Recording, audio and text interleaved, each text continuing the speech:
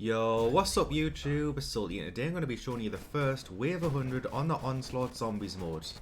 Now I imagine some of you that are going to be watching this video aren't even going to know what Onslaught is because it's a PlayStation exclusive mode for a whole year.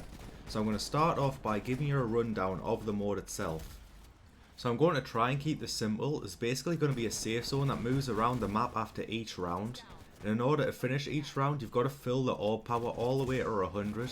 You'll see the bar where it says orb power beneath the elite skills.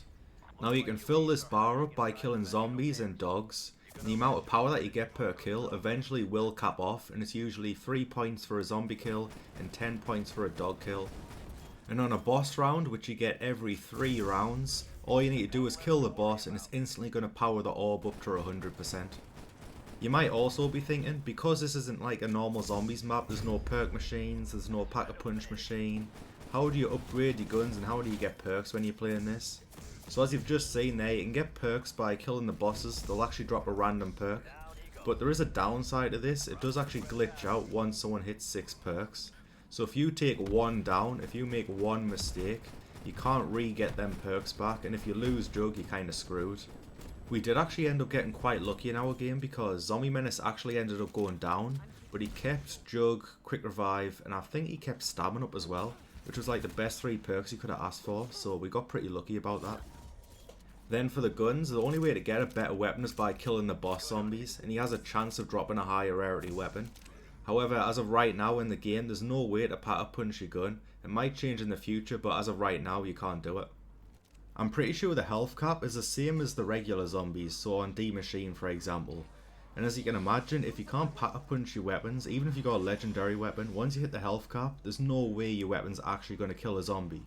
You can kill the dogs because they have reduced health, but the zombies alone, the only way we killed them is by the brain rot zombie, and eventually at some point in your game your equipment randomly gets a damage buff, so the tomahawks would actually always insta-kill after the health cap, which was really nice.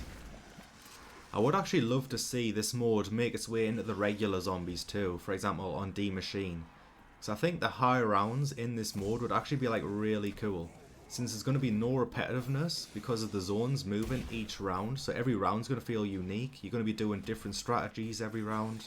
And let's say the safe zone's in the spawn on D Machine and you have access to the crafting table and you craft a war machine for example. You have to go through the thought process of, do I use the war machine here, even though the round's going to be pretty simple, or do I hold on to it just in case the safe zone moves to Deadshot or the speed cola room for example, where the round's going to be a lot harder. But anyways, getting back to the game, so we ended up using 3 different strategies throughout this whole wave 100, and one of them being from waves 1 to about 30, we were just spawn killing the whole time. The zombies spawn in at a slow enough rate to the point where you can just focus one zombie and kill him before the next zombie spawns, but after around 30 the zombies gain enough health to the point where you can't really do it anymore.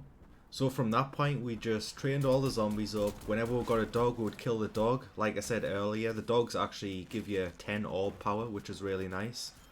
And then once we have all the zombies spawned in and no dogs and we still had a bit more orb power to go, we would just try and get the elemental pop to activate a brain rot zombie and he'd usually just finish out the round.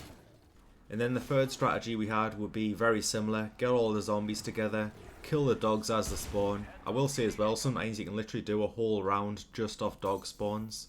You get 10 dogs and that closes out the round. But it can be a bit sketchy as well because I think the most we had was 8 dogs spawned in at a time. And that's just crazy because the dogs eventually end up hitting for 90 damage. And as you can see, you can't really keep your armor throughout doing this. So 3 dog lunges and you're dead basically. But assuming you didn't finish the round off dog kills, once we got all the zombies together, we'd just start throwing tomahawks at them and that would usually close out the round from that point.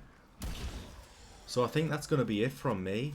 I'm going to let 2 more rounds play out in the video. A full regular round which is on screen now, and also round 99 is going to be a boss round, so I'll show all the boss round too. And of course, when we get round 100 and we come out the game, I'll show the leaderboards at the end of the video.